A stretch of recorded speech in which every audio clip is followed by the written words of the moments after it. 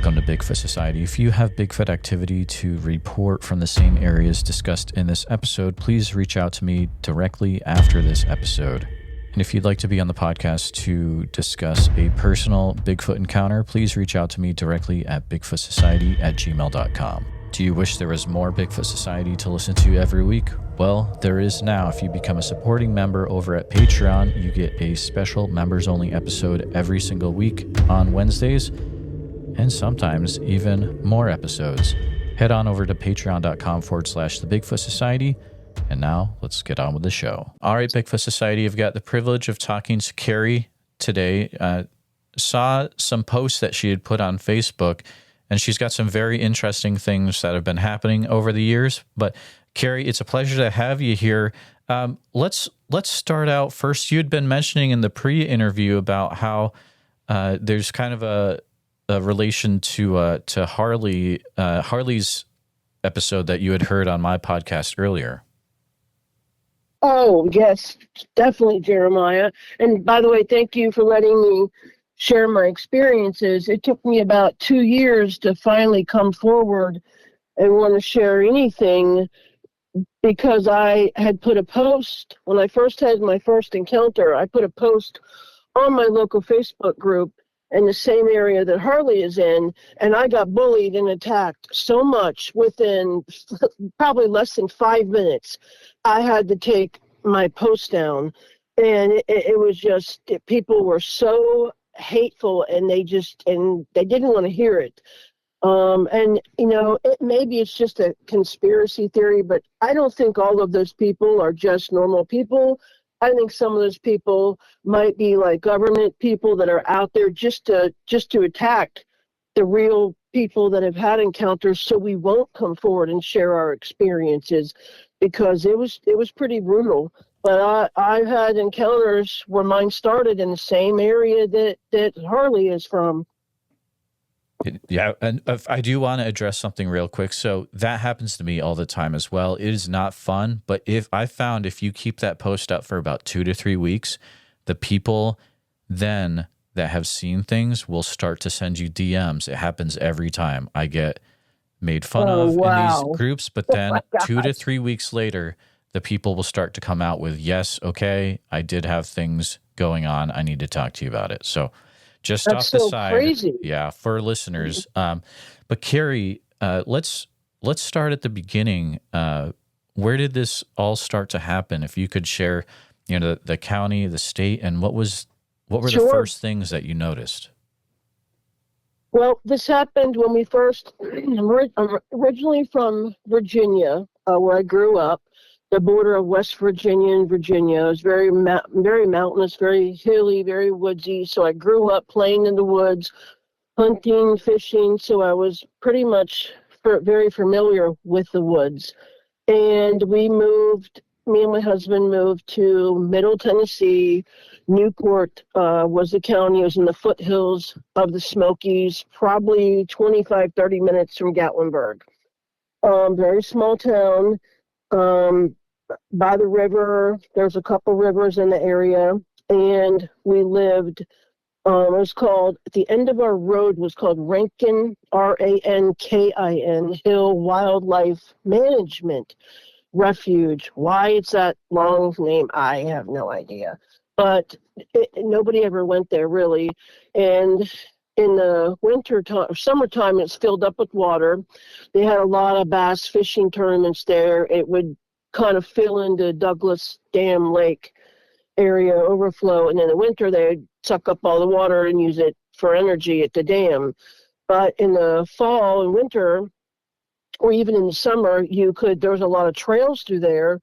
You could walk, and we had kayaks, so we would literally just walk across the street from our house, a little one road, in and out, and you jump right on the railroad tracks, and we walk right to the wildlife refuge and just look around, because it was like a scooped out bowl right in the middle of the Smoky Mountain foothills, and it was beautiful, and there was nobody there, so it was a good little spot to walk.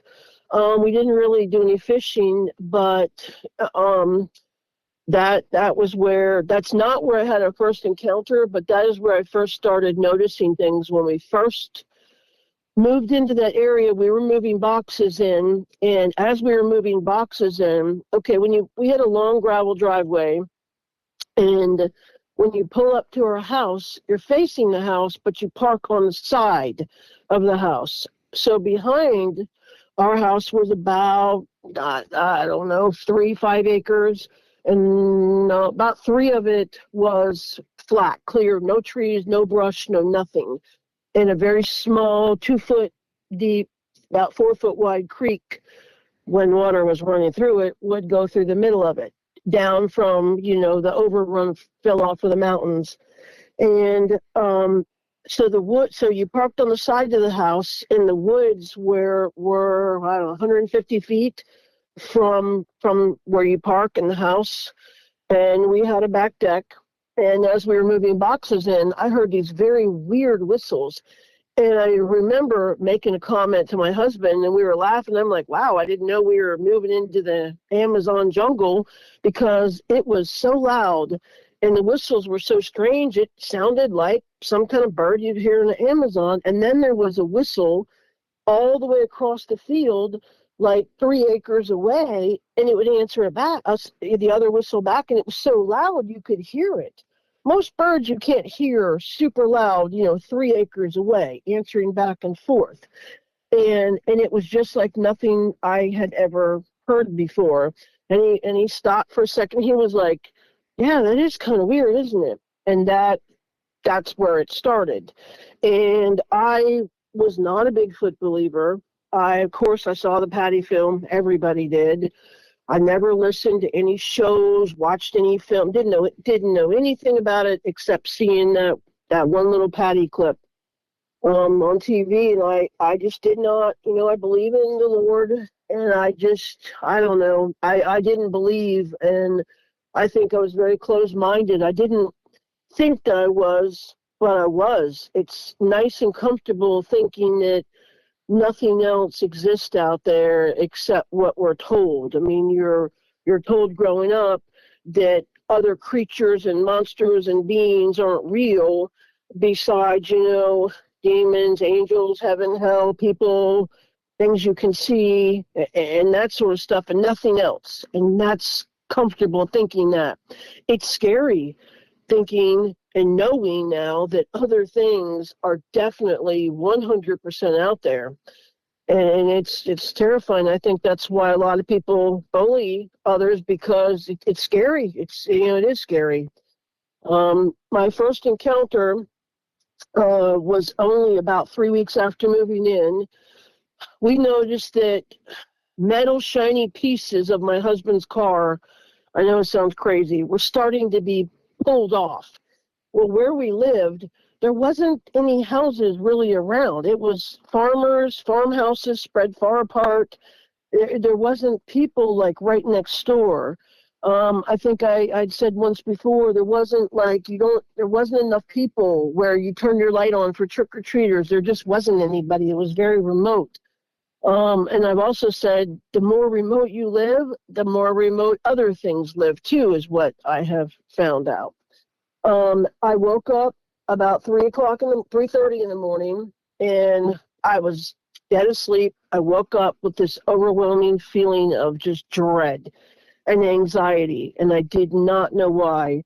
Well, we always came in and out the front door because we had a small little deck, and we had a little spot where we would wipe our feet and take our shoes off.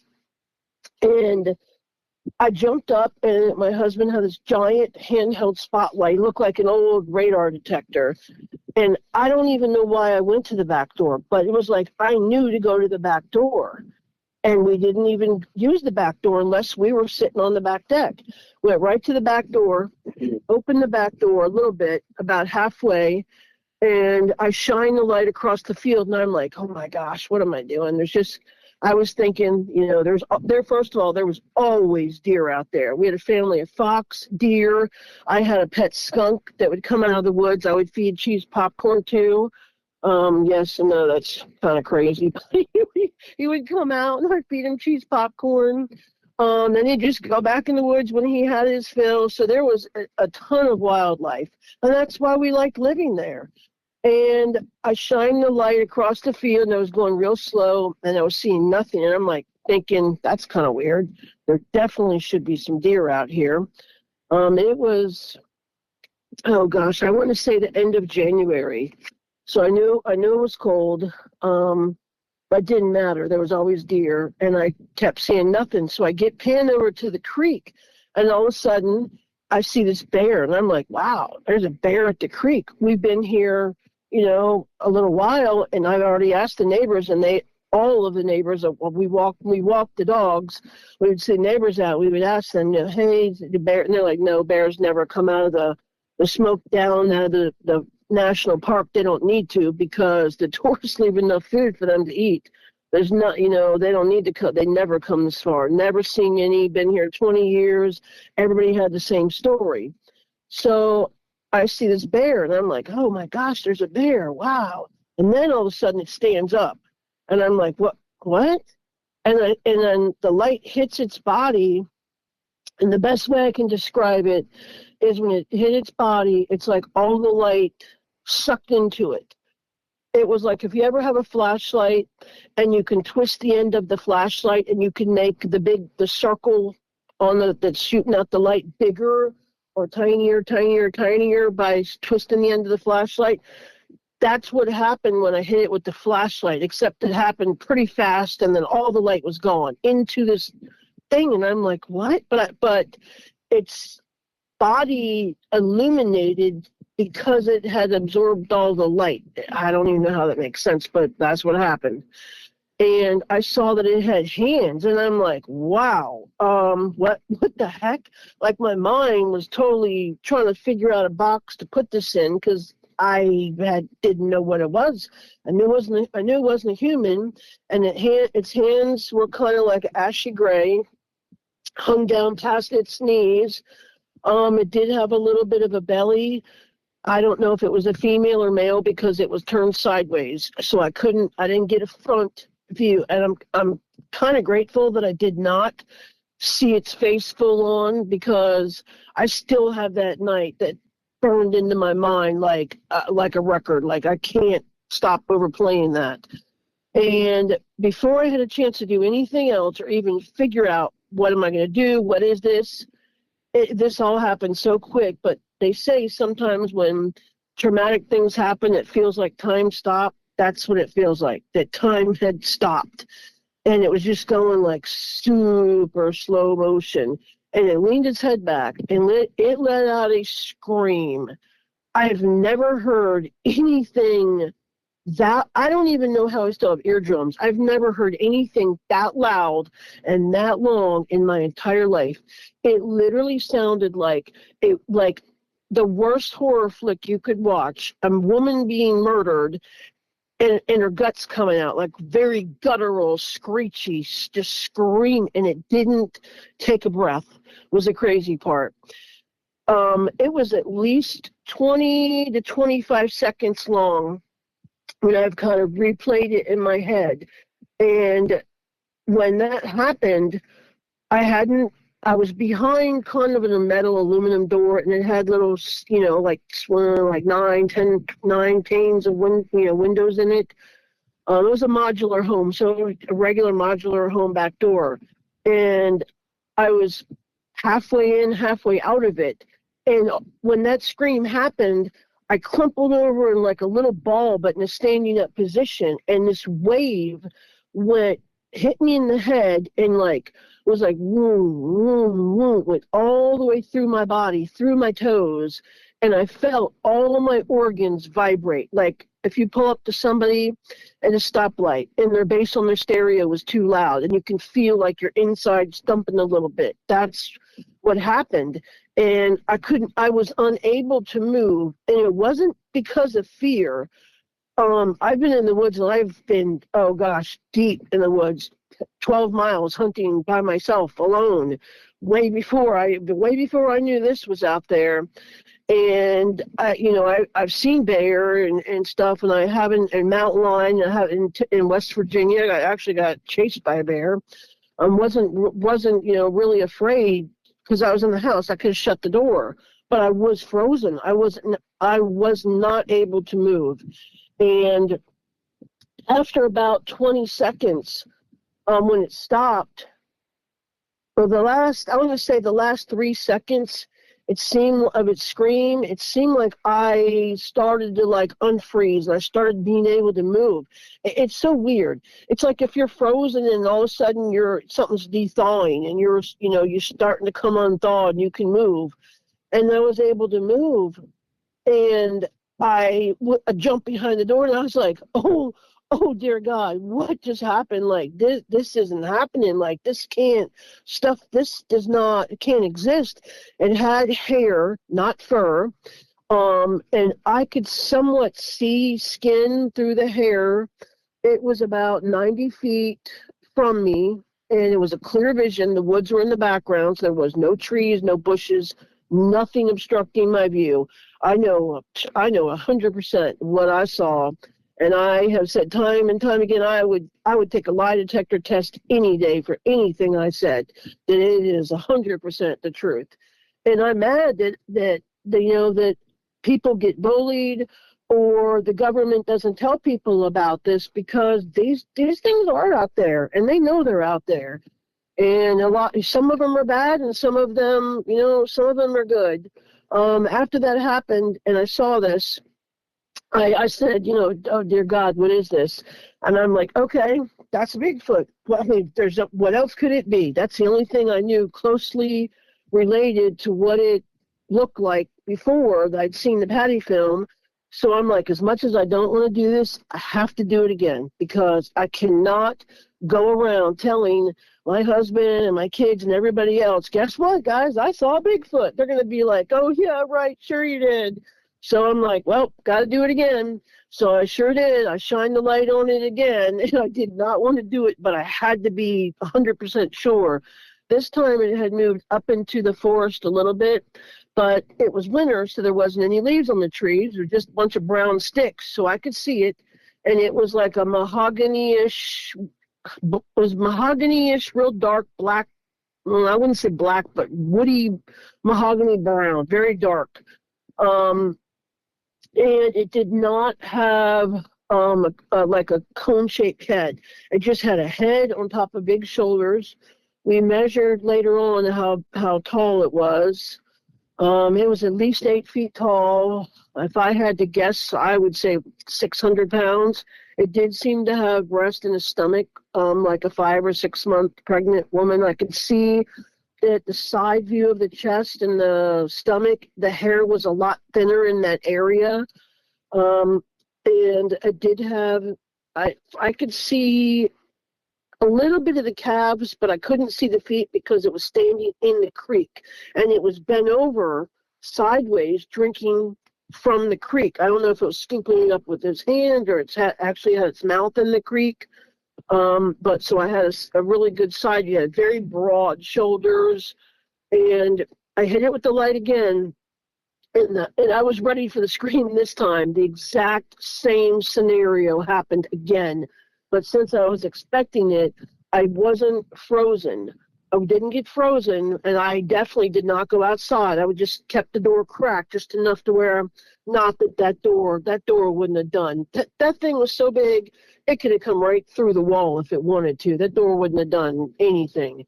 So I hit it with the light again, same thing, same scream, same length of time, and my insides, they rippled again. And then I was like, yep. And it stopped screaming, and I took my finger off the trigger of the light that you had to push. You had to put your hand on the trigger to get the light going. And as soon as I let my hand off the trigger, it stopped. And I'm like, yep, I just saw freaking Bigfoot. Like, I'm here, I am. I didn't laugh at anybody in public or make fun of them or bully them, but I was kind of laughing to myself. Oh my gosh, these people are nuts. Like, that's so ridiculous. These things don't exist. Yes, they do. And I laid there. I shut the door, locked the door. I lay there all night. I couldn't go back to sleep. I didn't want to wake my husband up. So I lay there all night thinking, like, what the heck am I going to tell him? Like, he somewhat believed, and he had brought it to my attention before a couple times from shows. And now here I am, like, so when we woke up, I told him, and he was like, oh my gosh, let's go down and look. And we went down and looked, and there were tracks there. We measured 18 inches long. We didn't know anything about casting or what even casting was, footprints, anything like that. And we measured from where I saw the back tree. Like when I saw it standing there, I could see a tree in the background. So I kind of estimated the height that we measured from where I could see the top of the head with the tree in the background. And it was about 8 feet or a little bit over. And that was the very first experience with them. And it has not stopped since then. Carrie, that is absolutely incredible. First off, thank you for sharing that. So to clarify, you do not live at this property anymore, right? No, we do not. After this started to happen, did at any point they start to come closer to the house? Oh, so much. That is why we moved. Yep. Big time. And there was more than one. And it was nightly. And at the time, my husband was a truck driver, and he was just starting out in truck driving. So there was a lot of times he had to be gone at night. Oh, let me say this too. I didn't have any guns anymore because I gave up hunting after we moved in this, to the Smokies. I just had a whole different view of wildlife. Like I said, I had a pet skunk that would come out of the woods. I'd feed cheese popcorn. And I mean, there was a bunch of baby deer that the mom had abandoned that I adopted and I named. There was Laverne and Shirley, Lucy and Ethel. Like they all had names, and they lived under the deck. And I would bottle feed them and stuff. And then when they got big enough, they would just take off. So I got rid of all my guns. But when I saw this, I got the biggest gun I could get. I got a 50 caliber gun with the scope. And there's a reason why I'm telling you that. Because one night when my husband had to do an overnight trip, and it wasn't too long after this, I heard our front deck was about 10 by 10 wooden. And I usually did not stay up this late. It was about 10 o'clock at night, and I was going to bed. I have a service dog. He is my bestest friend in the world. He's a large Rottweiler, and this dog is stuck to me like, I take a shower, and he sits there like guards the shower, like, so no, I guess serial murderers will get me in the shower. I don't know. It's what he thinks. So we were getting ready to go to bed, and he's got a bed right next to mine.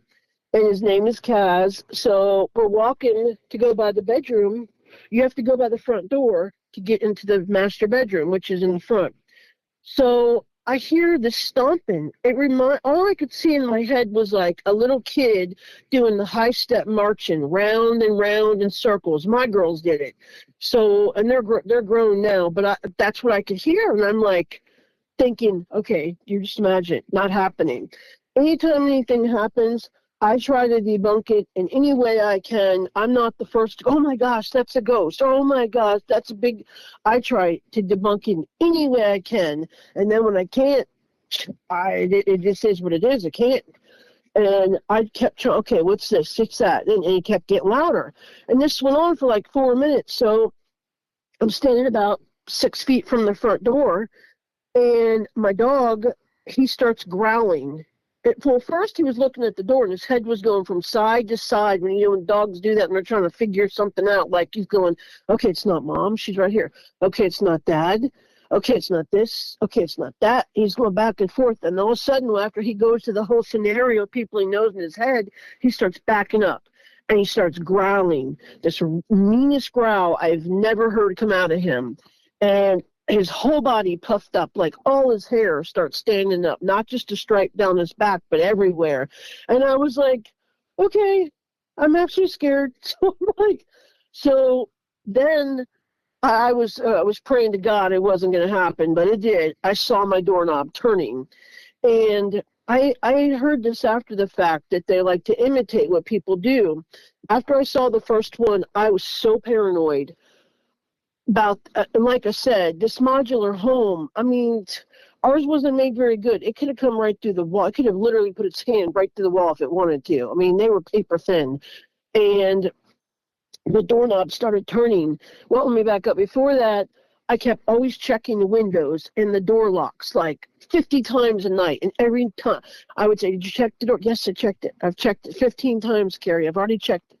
And I would just check it every night. And when I would do it, I would turn the doorknob and it would go click, click. It'd make its clicking sound. So the front doorknob started turning back and forth, just like I did when I checked to see if they were locked. And it was doing that clicking sound. And I was like, oh my God, I'm so scared. And I was standing right there. I was like, my feet felt like they had cement shoes on them. Like they didn't, my top of my body was trying to go in the bedroom, but my legs wouldn't move. I was like, okay, I'm so scared. And then I'm like, and then I felt my heart like, and I started hyperventilating because here I'm alone and I'm in this, I've seen this thing outside, and now I knew what was out front. I knew it wasn't a person. I just knew that it was them. They have an energy that they put off, and whenever they're around, I don't know. I can feel them. I don't know, just an energy I can feel when they're around. And I knew it was them. And all of a sudden, I said in my head, I said, okay, Carrie, calm down. And I only said this in my head. I said, okay, Carrie, calm down. This is really happening. Go get your gun. And I had it loaded. And it was right under my side of the bed. So the very second I got done saying that, I had an answer back in my head, which I still can't believe that they can do this, but they can. Well, it said, and I've heard where people say it sounds like computer generated, and I'm like, no, it doesn't. But then I thought about why would they say that, and I understand, because they said it very slow and very precise, like they wanted you to hear every word they were saying, and it said it just like this: do not bother. It won't do any good against us. So I can see why they would say it would be sounding like a computer saying that. So as soon as that happened, I was like, what? I started like literally shaking my head back. I'm like, what? Like, we're like looking around like, and of course I'm the only one there. And then my dog, he's still growling and barking.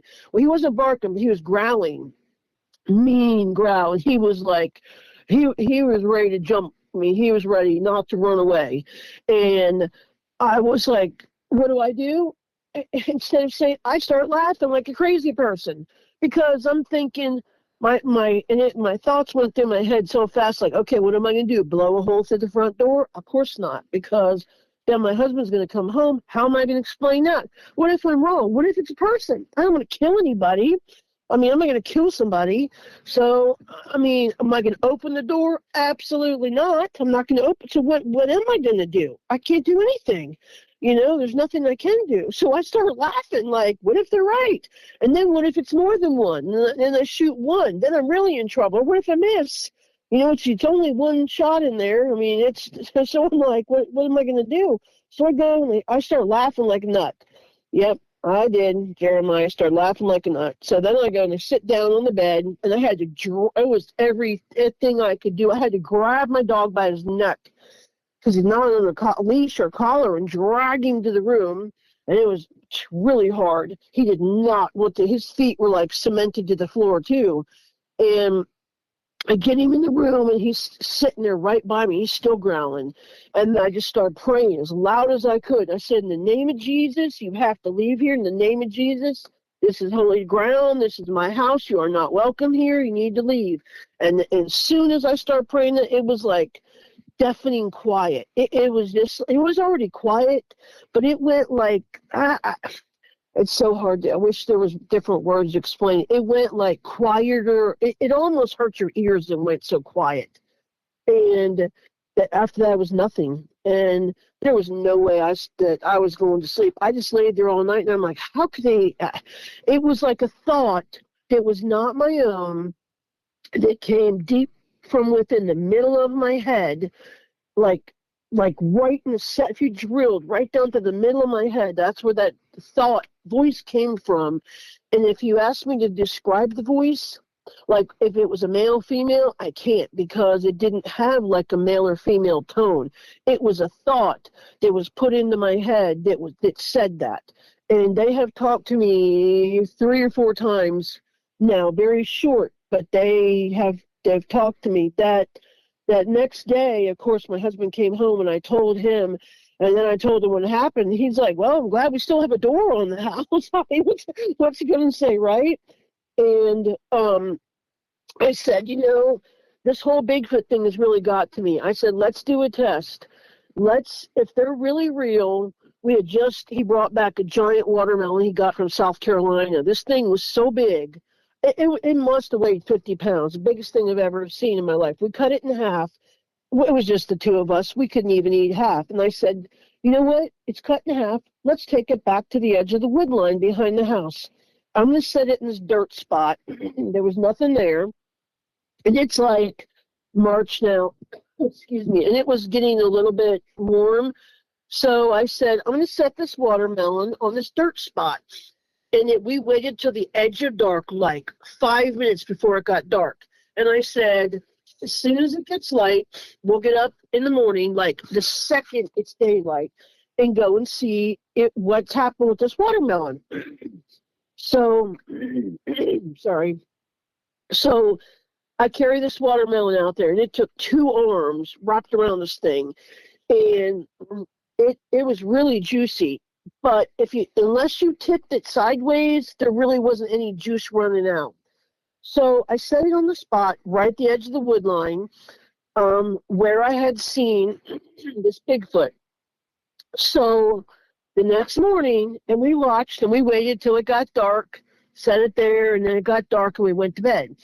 And the next morning, the second we get up, sometimes he always gets up before daylight, and he gets me up, and we wait till it turns daylight, and we look, and I'm like, I don't think it's there, and I'm like, please don't leave me, just stay on the back deck.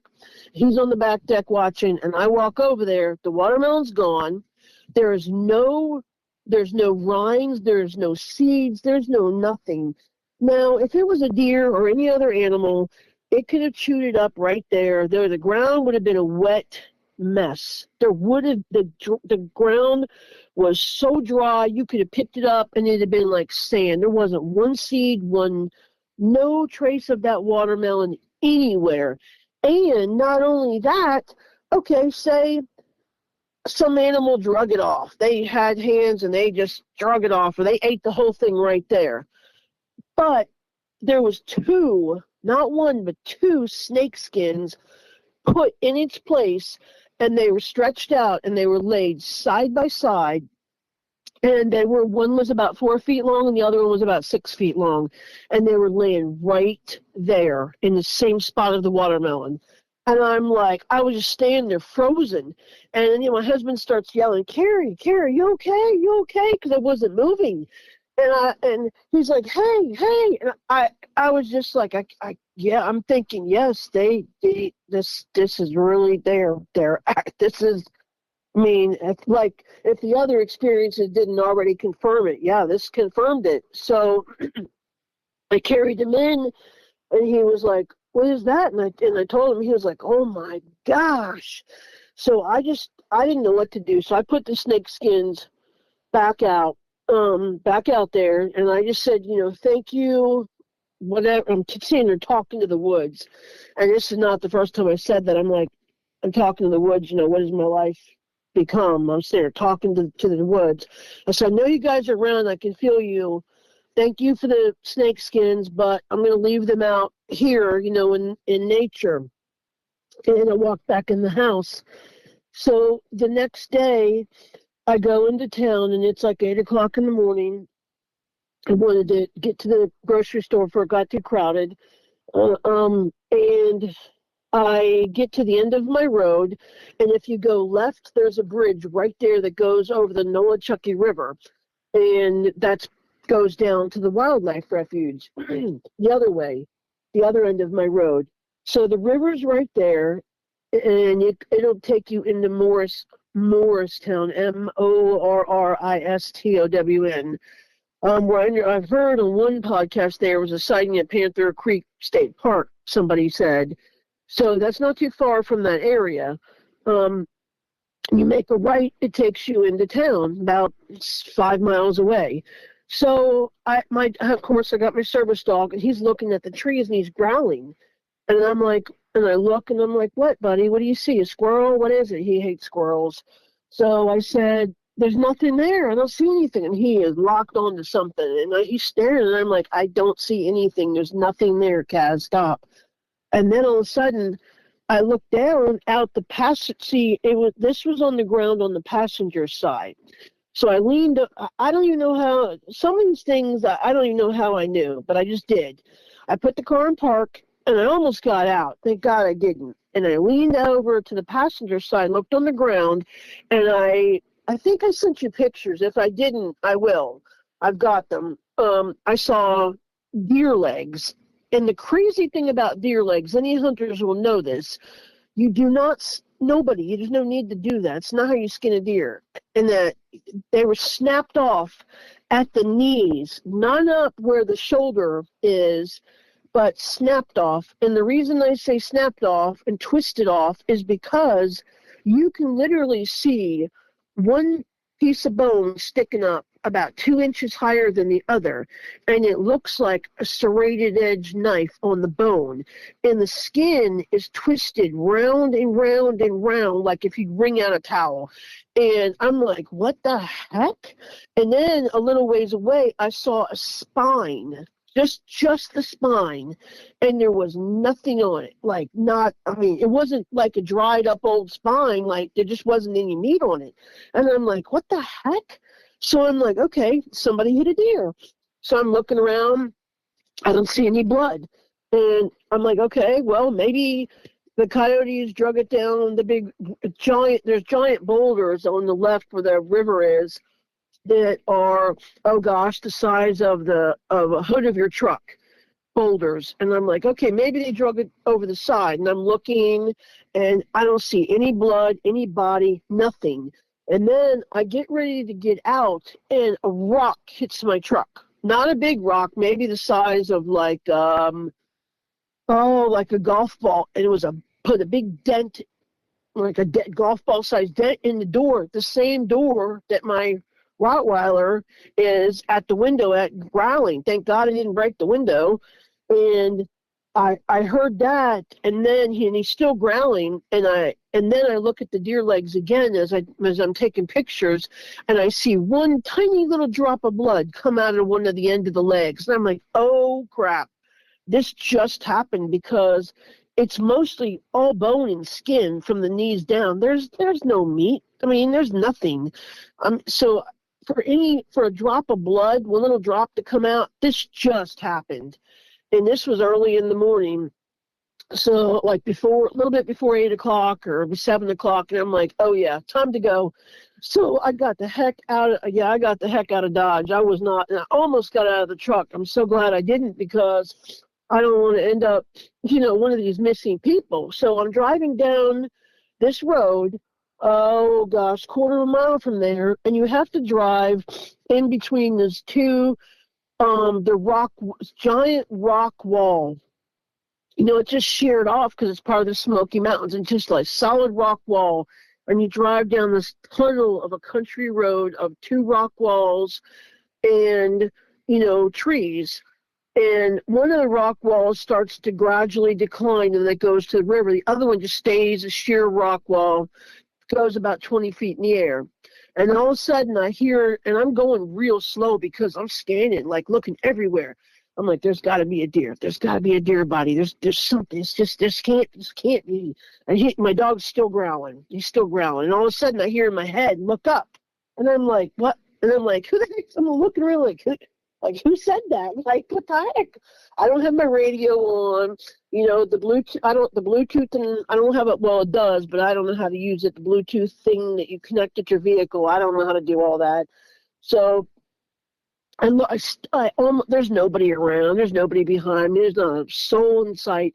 So I stop in the road and I look up and I see a Bigfoot standing on the cliff. Now, the sun is coming up, so the sun is at its back, and it's standing kind of like, I don't know, if you've seen somebody getting ready to fight, or a boxer or military, and their arms are kind of sticking out to the side, just a little bit away from their body, and they're like in a very alert position, a stance.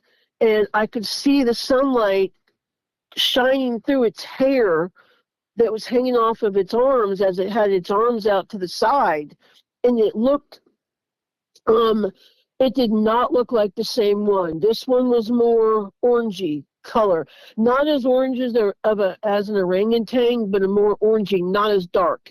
And this one looked a lot more like hulked out, like beefed up.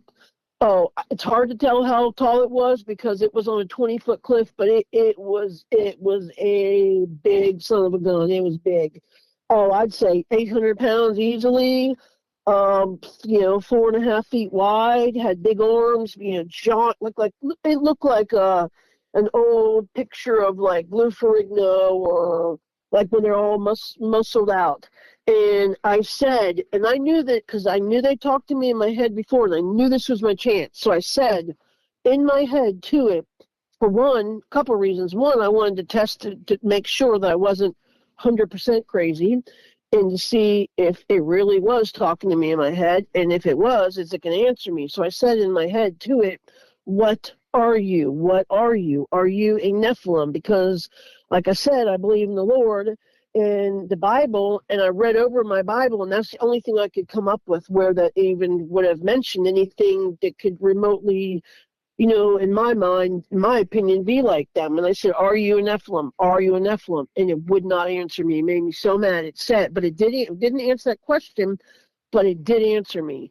And it said in the same exact thought in my head, very slow in the same way. And it said, I'll never forget this. It's burned in my brain. I don't care if I live to be 1,000 years old, which I hope I don't, but I'll never forget it. It said, there are many of us, some good, some bad, just like people.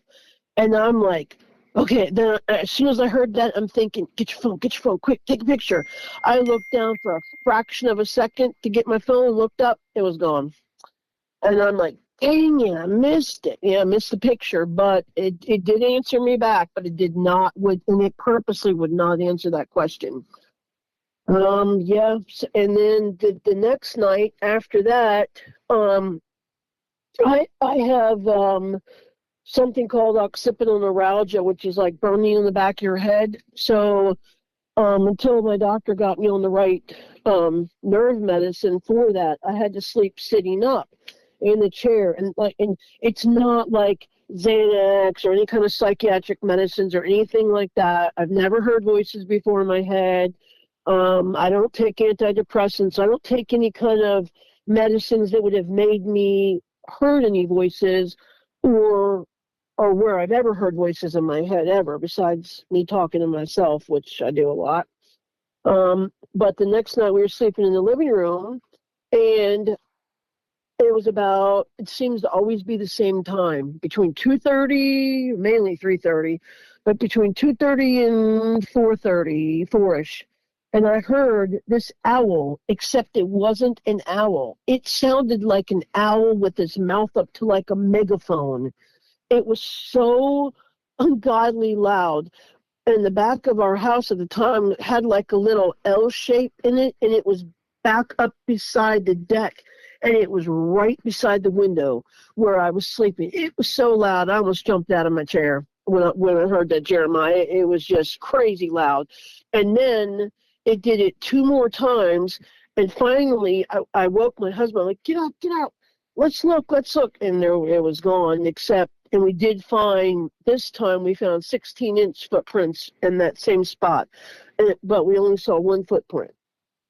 They had, after that, one of the next very weird situations, We had, which all of this just kept happening. Like they kept coming closer and closer to the house. The next day, we had ceiling fans on the back deck, and every time I went to put my two dogs out on the back deck, just they're inside dogs, but just to get some stimulation, fresh air, within 5 or 10 minutes of being out there, I would hear ping, ping, ping.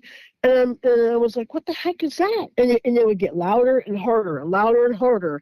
And then my dogs would start growling, and then they would start barking. Within 20 minutes, I'd have to bring them in, and the whole back deck had rocks all over it. They were throwing rocks at the back deck because somehow my dogs can see them when I cannot see them. And they do not like the dogs at all out there. I went to take my dog out the next day. It was about 2:30 in the afternoon, and there was not a soul around. And I walked back towards the creek, which is in the middle of a field. It's not like I'm deep and remote in the woods like Harley is. Very brave to be doing that. I'm telling you, I wouldn't do that. Nope, sure wouldn't. So all of a sudden, and I'll send you a picture. It's just a tree, but I'll send you a picture of it if I haven't. It's like this 40-foot tall tree, and it's not a pine tree. There's no wind. There's no storm. It's a perfectly sunny day. There's not even a breeze, and it is hot as Hades outside. And all of a sudden, Jeremiah, I hear this whoop, whoop, whoop, and then I hear something answer back. And it happened so quick, I didn't even have a pocket knife on me. I had nothing done any good. I had nothing, not even my cell phone. And I'm like, and my dog and me just froze. And he's on a leash, thank God. Oh, yeah, ever since then, I didn't need to take him on a leash outside. One, there's nobody around and there's no traffic. But after that, I did, after the first sighting. And all of a sudden, this tree starts shaking so hard right in front of us. Oh, I'm like 15 feet from this tree, and this thing is jerking.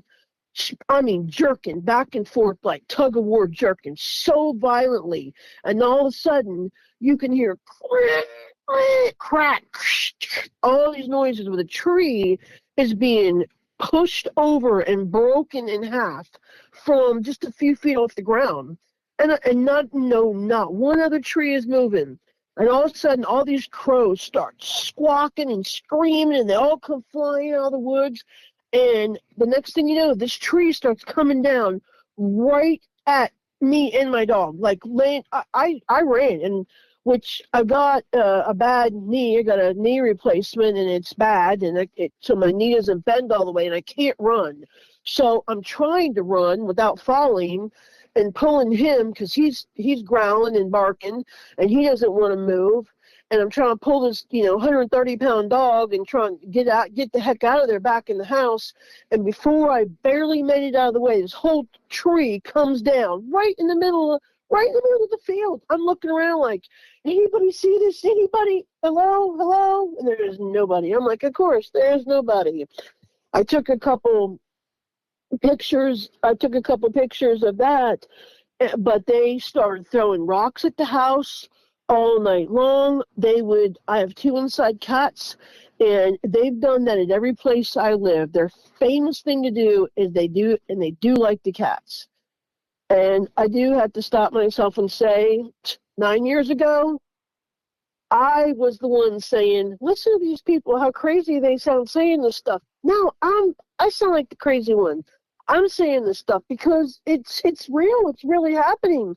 They like to tap on the window at nighttime, and the cats, when everybody's sleeping, will go tearing butt across the house, and they're ripping up the mini blind to get on. The mini blind's clanking and banging, and you're trying to sleep to get on the other side of the mini blind to see, and they're tapping on the screen of the window for the cats. And then when the cats get on the other side of the mini blind to see, then the Bigfoots will go on the opposite side of the house and start tap, tap, tap, tap. And I know this because when my cats started doing this, I'm like, what the heck? Why are they running back and forth? At first, I thought they were chasing each other. And then I thought it were bugs. And then I thought it was a moth. And then I thought there was something inside the house. And I went through everything. And nope, I laid there awake one night and I heard it tapping like with the fingernail tapping. It was like ting, ting, ting, ting, tink, and then the cats will go tearing butt across to the other side of the house. And then when they get to the curtain and they look, then the Bigfoots will go on the end of that. And they'll do this all freaking night long to where you cannot even get any sleep. You can't even sleep because they do this all night long. And they were doing that every single night. We walked down the railroad tracks like the following week, which literally is a little country road in front of our house in Newport where we lived. And you walk and you jump on the railroad tracks and you walk right to the wildlife refuge, which is, I don't know, a mile, if that. Walk, really nice, all enclosed in woods on both sides. The farther you walk down, the further it kind of steers you away from the houses. So we got to this one section, and I called it the boneyard because there's one area that's is a big high embankment, probably, 15 feet high, maybe higher than that, maybe 20 feet, and you can't see anything. And the houses are you're like 3 acres away for the houses, and they can't see anybody. It's the back of the houses. And then on the right side, if you're going towards the wildlife refuge, is, the water and the trees and swampy stuff. You can't see. There's nobody over there. And there's no houses over that way for miles, many miles.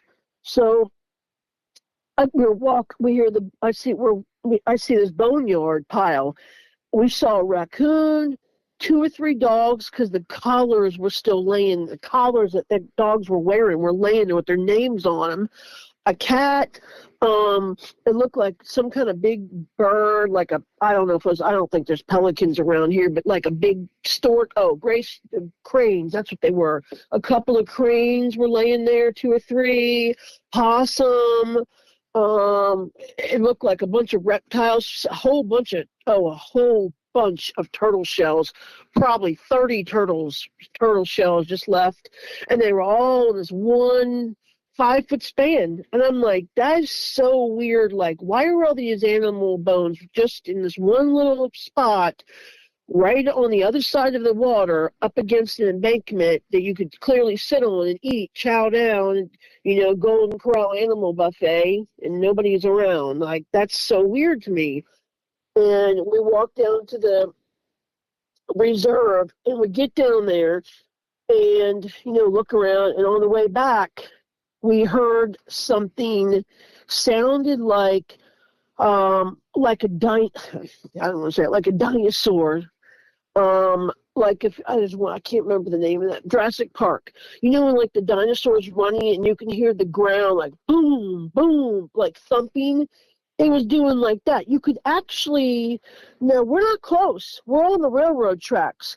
This is down, a little 10-foot embankment, and it kind of evens out to the trees that go into the reserve. So we're, at least 30, 40 feet away from where this is happening. And all of a sudden, it sounds like somebody literally drove a freaking dump truck into a tree. You're smash! The whole tree, the leaves were exploding off. You look up in the sky, and there's leaves like flying up into the air, up towards the sky. The tree exploded, like it got hit so hard, and the whole tree comes down. And it was windy that day, but like 7-mile-an-hour winds, not 70-mile-an-hour winds. So I said to my husband, "Oh my gosh, what was that?" He's like, "Oh, let's just keep walking. Don't worry about it." I'm like, "Don't worry about it. Like, what is wrong with you?" And he's like, "Yeah, it's nothing." And he said later on he was just trying not to scare me. Too late for that, buddy. That's way too. That's already passed. So we walk a little further, and the same thing again. You can literally hear something running on the ground, and the same thing. Hits a tree, boom! Leaves go exploding everywhere, tree comes down. It was chasing us on the ground and then like jumping in the trees and hitting the trees with such force because this thing was so big and strong, the whole tree was coming down. And I mean like, and I don't mean a pine tree, I mean like a small oak tree or maple tree, 20-foot high, 30-foot high tree, like a normal size, big tree you have in your yard coming down. And we got back to the house, and as we're almost back, it was the edge of dark, almost 7 o'clock at night, And all of a sudden, we heard something coming. And it sounded like a bunch of vehicles, but we couldn't figure out where they were coming from because we had just been down to the wildlife reserve. And there's only one way in and one way out, our road. Well, we would have heard them or seen them, and we kept hearing them coming, hearing it for like, it seemed like it was lasting forever. And all of a sudden, and we're on the edge of the road now. We got off the railroad tracks, walked across a little spot of grass to get to the road, and we're like almost in front of our house. And if you were in front of our house, you go past our house a little ways, there's like a sharp turn, and then you can go down. Well, my husband's like, whatever it is, it's getting closer. You know, he has the one dog on a leash, and I have my dog on a leash. And we turn around, and before you know it, there was, I don't remember, it was either 6 or 7 totally blacked out Jeeps. I don't know. He said, my husband said they weren't full Jeeps. They were some kind of off-road, on-road vehicle. They had hard tops, and they had, the whole entire thing was black everywhere. The windows were blacked out. The windshield, you couldn't even see who was in there. They had no tags on them. There was the front vehicle had a little tiny tag that said GOVT. And the only reason I saw that is because it almost mowed me down.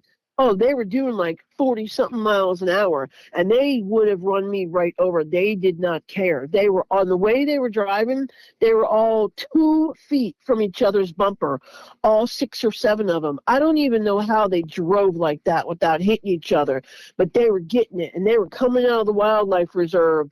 And my husband had said, don't forget to tell them about the shooting. And I'm like, okay. So after they started getting close, I'm on the edge of the road. I'm figuring, okay, well, they'll just, move over just a little bit to go. Nope. They were going to mow me right down. My husband literally took his arms as hard as he could and shoved me into a bush with the dog. And, of course, the dog's hooked to my arm. So me and the dog go flying into the bush. Had he not done that, they would have ran me right over. And he was like, those were some kind of military vehicles. And I'm like, how do you know? He's like, because I saw the first tag. Did you see it? And I'm like, yeah. As I was flying onto the ground, he's like, Carrie, if I didn't push you, they weren't moving. They would have run you right over. I'm like, could you see who it was? He's like, no, they're all completely blacked out. And I'm like, how'd they get in there? He's like, I have no idea, because we just walked this road and there's one way in and one way out. And he's like, I have no idea. So we're getting ready to go in the house after I get out of the bush. And we're getting ready to go in the house, and all of a sudden we hear automatic gunfire. And then we hear some kind of, it sounded like rocks clacking, or I can't do it, but some men that have big hands can slap their hands together real hard if they're kind of cupped and make like a clacking sound.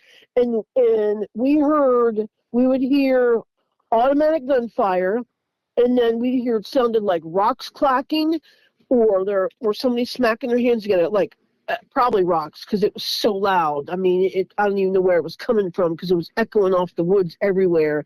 And then we heard 3 really loud, long, drawn out, whoa, like that. But I mean, way louder. I can't even do it. It's kind of screechy from the railroad track side, the wildlife reserve side, and then behind us, behind our house that goes into the mountains, which if you follow it, you can follow it all the way up into Gatlinburg, the Smoky Mountains. And then another scream coming from back there, and automatic gunfire. And I'm like, Jeremiah, it sounded like we were in the middle of a freaking war zone. And I'm like, oh my God, what is happening right now?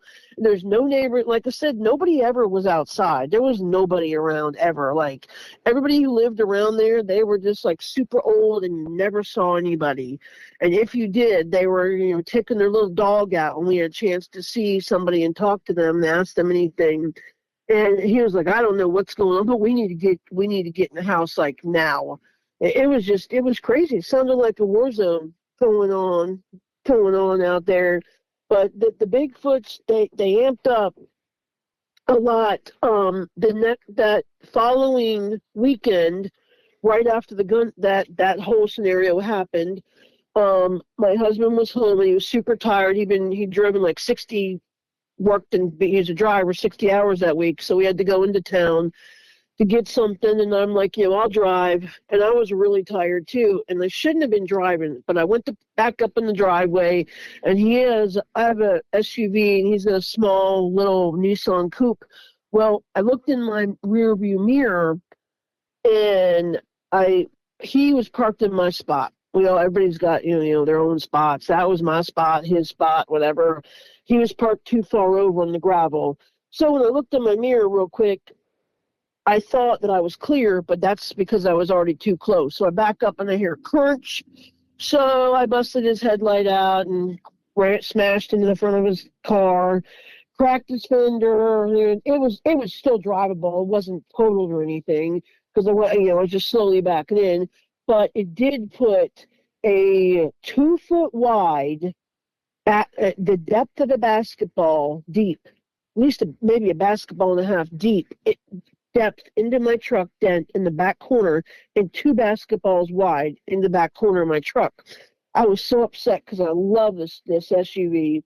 It's an older one, but it's been the best vehicle I've ever owned. So I got out and I was like, oh my gosh. He's like, Carrie, it's okay. I'm like, you can fix it, right? You can fix it with like a hair dryer. I've seen people do it. He's like, no, this is like fiberglass. This is not like cheap plastic. Nope. This is like $2,500 worth of damage. He's like, I can't fix this. No. I'm like, oh, no. And I kept saying, please, I want this undone. I want to redo. Oh, please, Lord, just make this undone, Lord. No. And I was so upset. So every day for a week, and I took my dogs out. I walked out there, and I had to walk right by. And I'm like, come on, please, I want this undone. I'm so upset. I love my truck. I didn't go anywhere the whole week. It was fall. It was not hot. It was late September.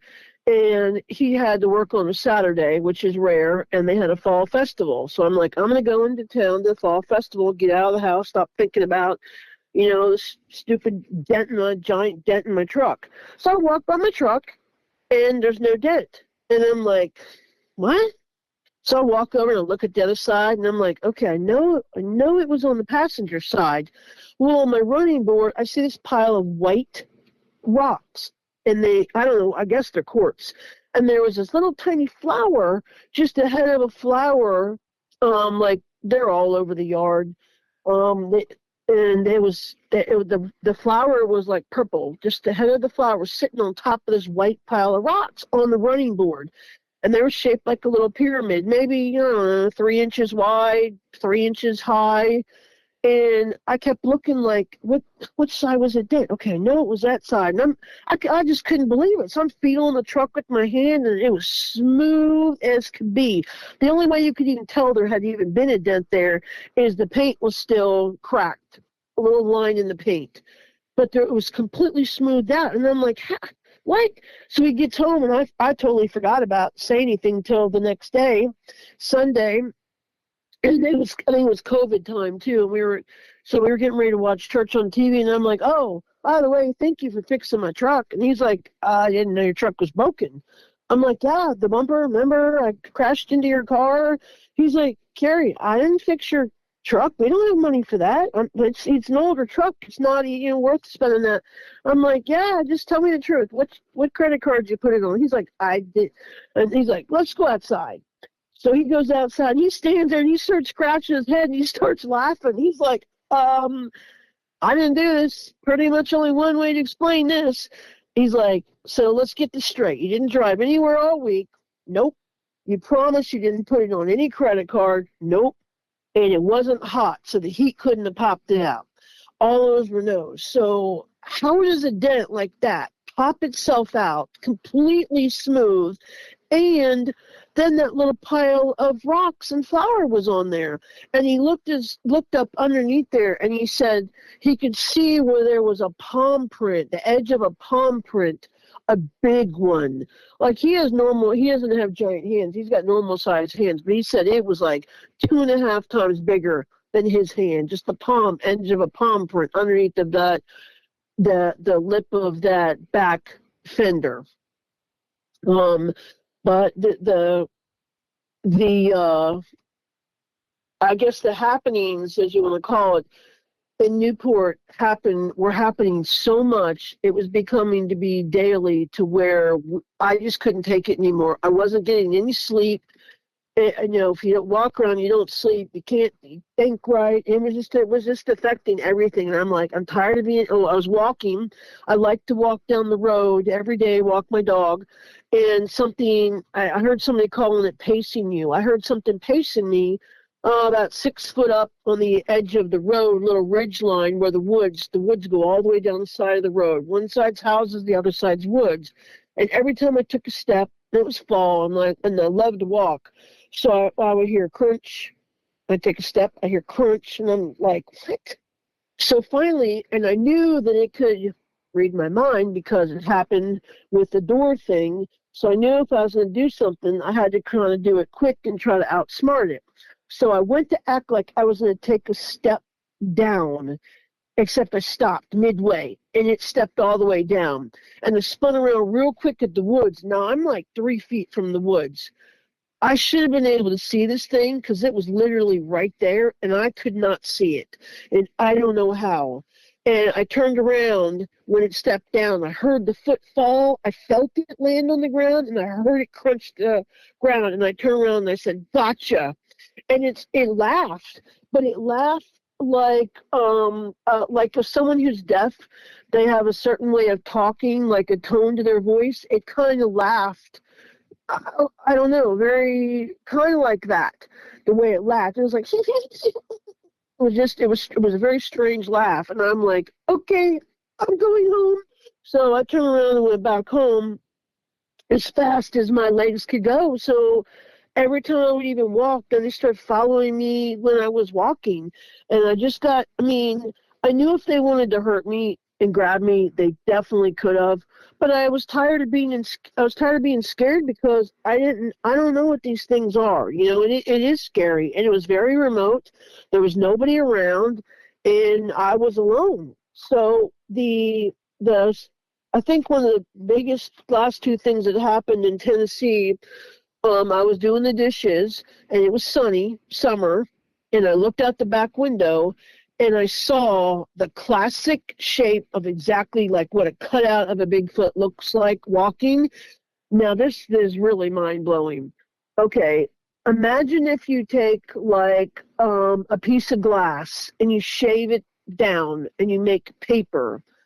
I've seen like this paper sold in stores where kids wrap their school books with it.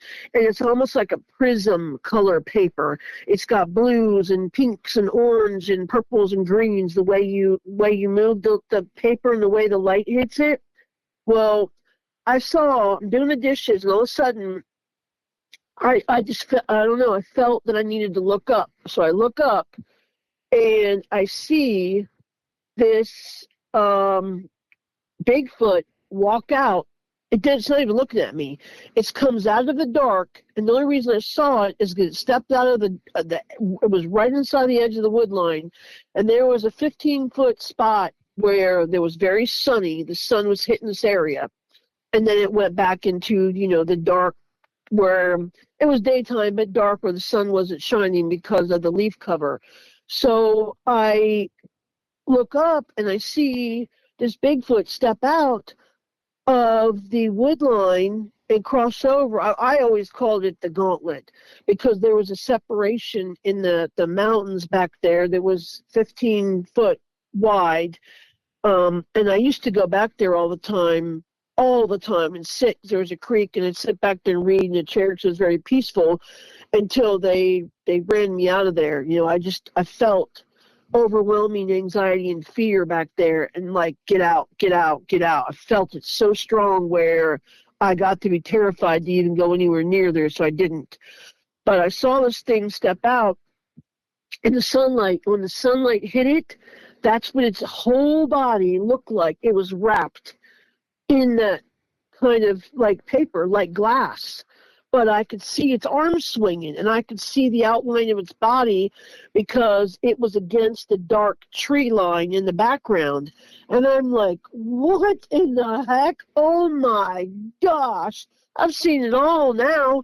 And it didn't even look at me. It just that how it's kind of from the shoulders, top of the shoulders, hunched over forward, long arms swinging past its knees, just rolling on across there, and the way its knees moved blew my mind too, because it's almost like I didn't even notice it picking up its feet, but it had to be. It's like it just kind of rolled, very smooth, very fluid. Like when people walk, your head kind of goes up and down. I didn't see its head wasn't going up and down. Its body was moving forward, but it was just very smooth, fluid, steady, one level, even motion all the way across. And then it just stepped back into where the sun wasn't shining.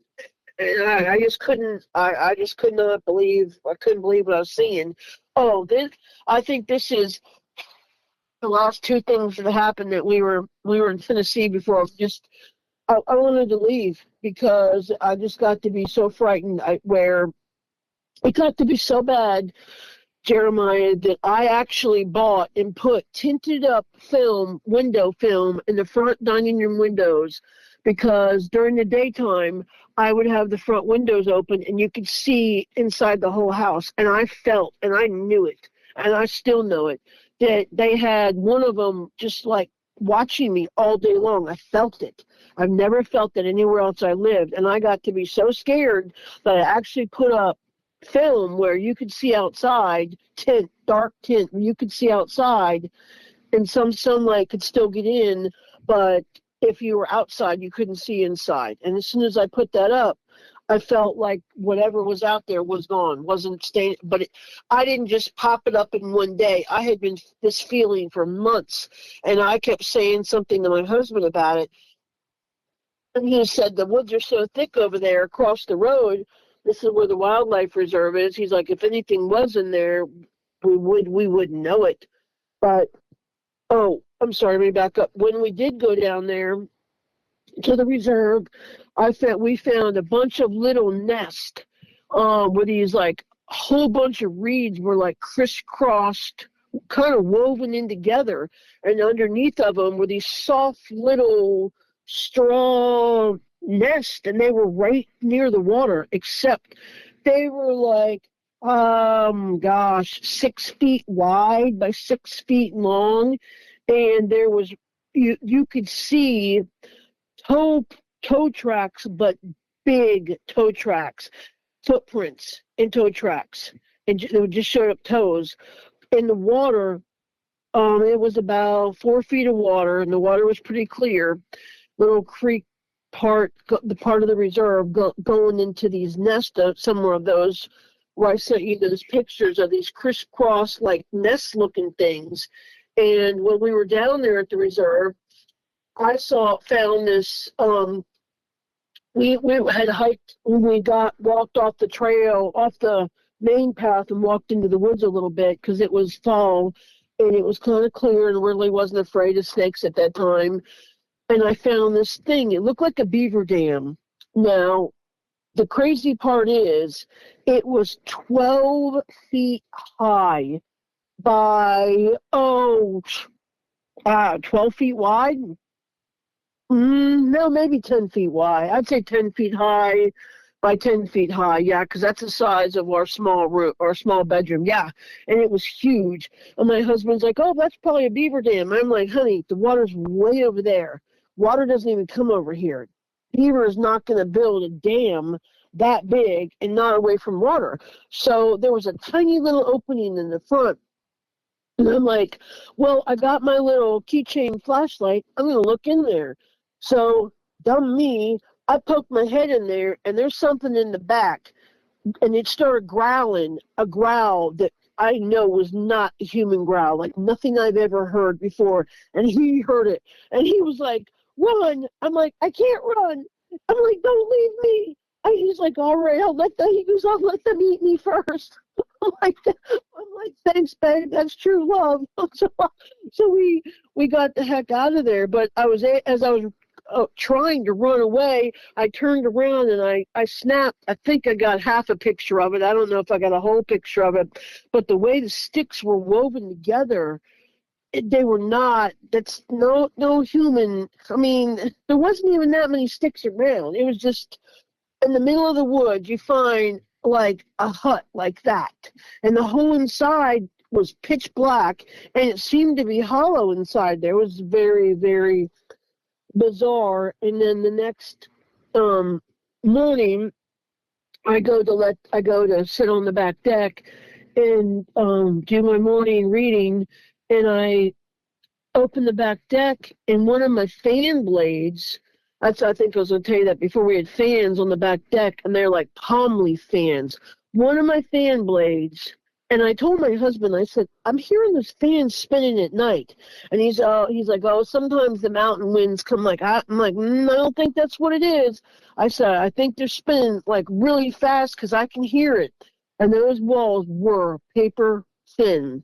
So I heard it spinning, and I kept hearing them spin for a while. And he's like, no, it's just the wind. So the next day after the park situation, this where I found that stuff, I went out there, and the fan blade is broken, right snapped in two. Now the crazy part is it's not snapped off where the screws, where you screw the fan blade, which looks like a palm leaf, into the base. It's not broken there.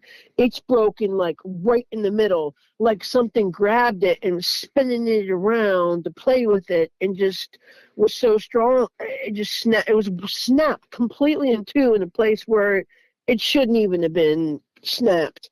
And I'm like, thanks a lot, guys. Appreciate it.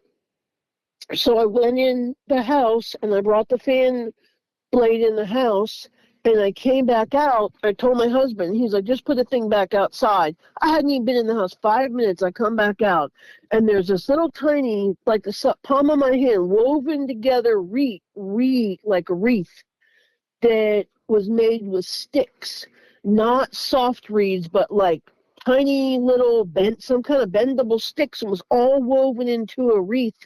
And those purple flowers were all stuck in it, a whole bunch of them, and it's sitting right in the chair where I had, where I always sat and did my read. And I had just been out there, and it wasn't there because I pulled the chair out to do my morning read, and that wreath was not sitting there because it was very noticeable. The chair was white, one thing, and this little wooden wreath is dark brown and purple flowers. You can't miss it, and it was sitting right there.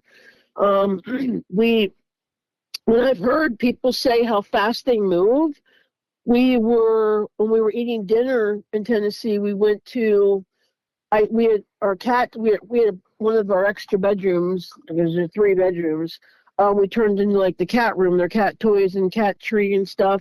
So I said, we were sitting there on TV, we were eating dinner on TV trays, and I said, did you shut the cat room mini blind? It's dark, and I don't want them looking in the house. And he knew what I was talking about. And he's like, I don't know why. I said, because we're being looked at right now. I can feel it. And we both turned our heads, and at the exact same time, and he said, my husband said, if he needs a sign, anything to talk to you, he'll be glad to tell you stuff he's seen and experienced, too, with me and on his own since we've been together. But we both turned our heads at the same time, and as soon as I did, I saw it was standing. Now, a normal sized window is what, probably 4 feet wide, and it was a normal sized window. Probably knee height from the bottom of the window would be where your knee would be, where the bottom of the window would start and just go up. Well, we both looked, and it was standing sideways. If it had been standing straight on, it would have blocked out the whole entire window. That's how wide it was. It was standing sideways and almost blocked out the whole window.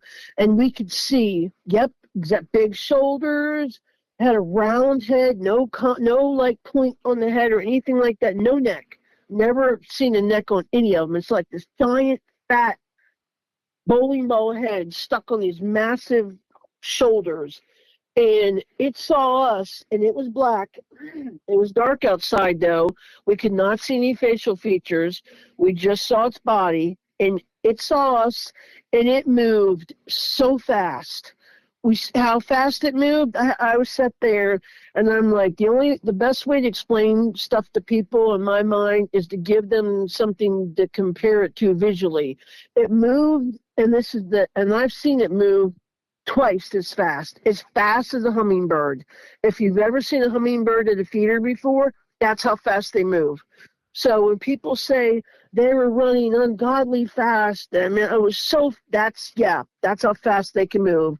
So if one runs by you or is moving in your peripheral vision, you blink, oh yeah, you could miss it easily. If they were around, you easily miss it if you weren't aware of that. And I keep saying this, but this is the last thing that I can remember that happened in Tennessee.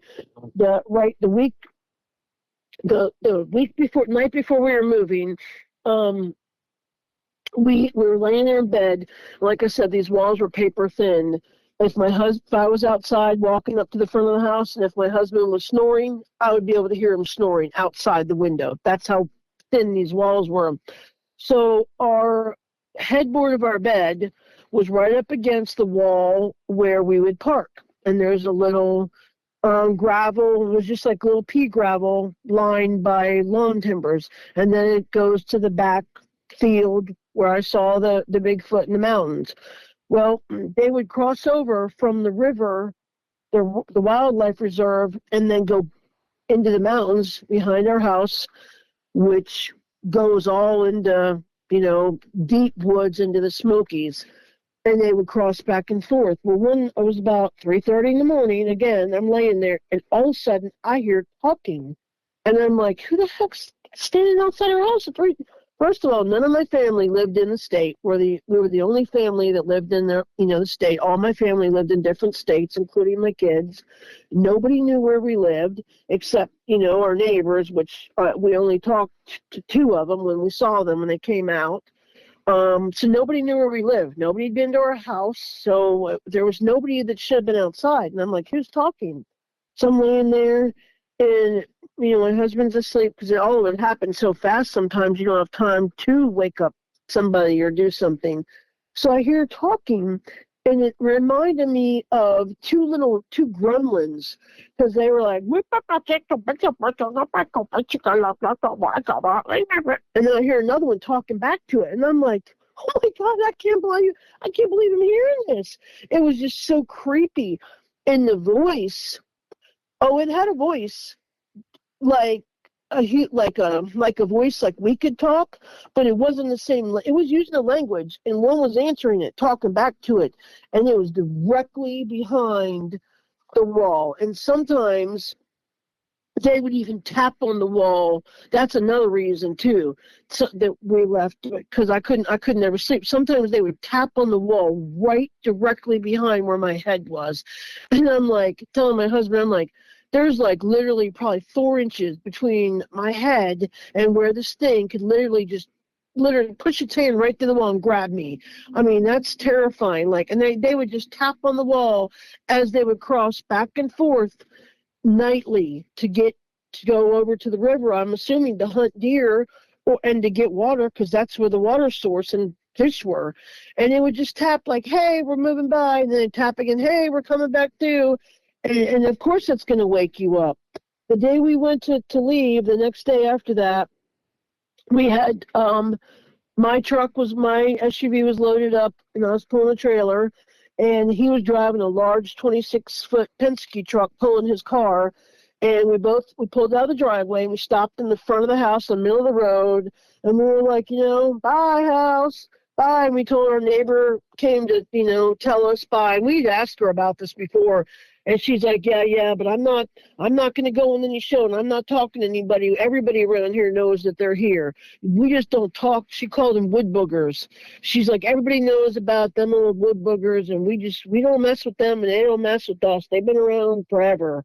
That's just the way it is around here. We just don't talk about them.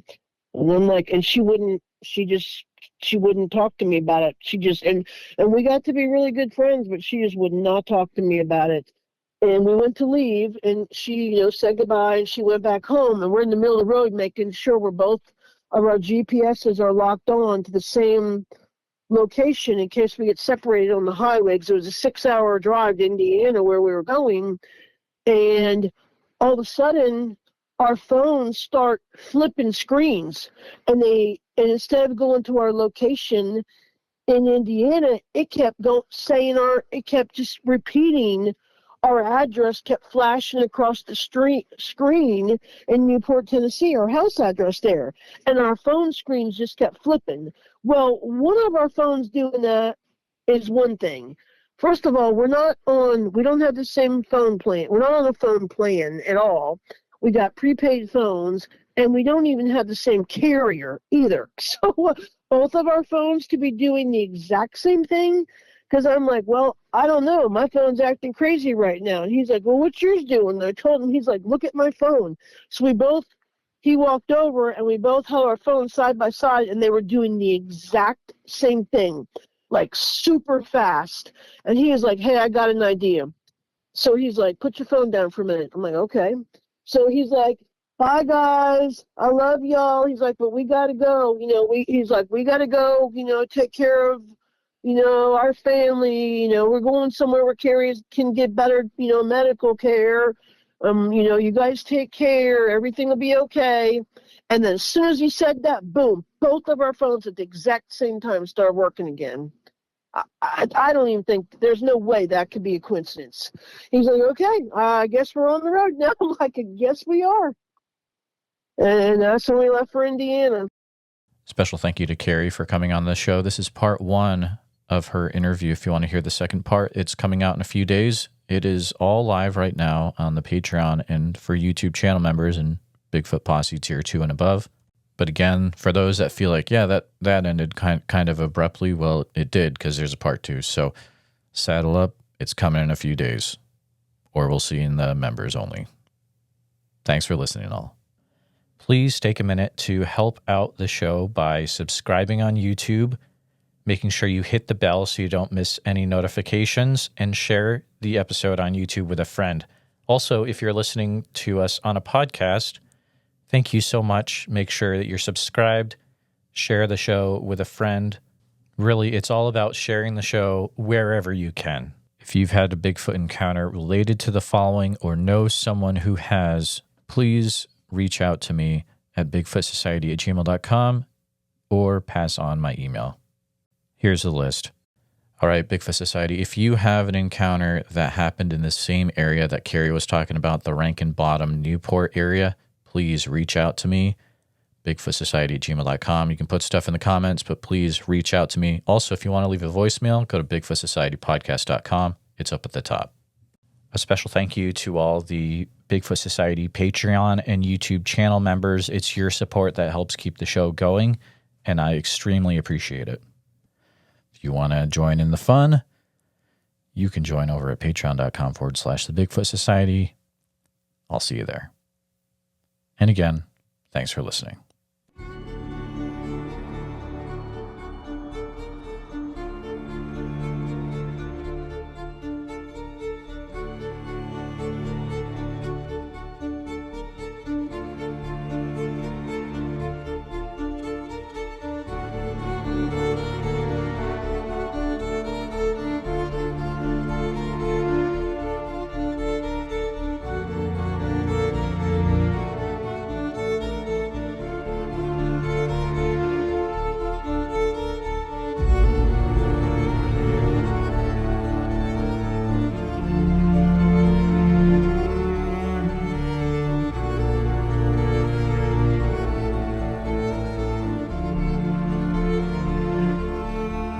Her and I can get on here and we can tell our stories. Maybe there's somebody else out there listening that's too afraid to tell their story. Maybe this will give them the courage to come out and not feel so bad about it. Who cares what anybody thinks? I know what I saw. I know what's out there. That's all I care about.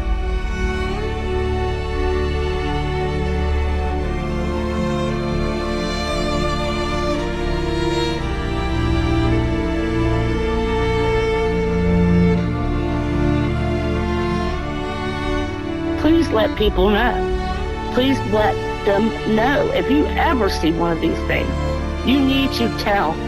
Because if you don't, then shame on you. You know? Shame on you.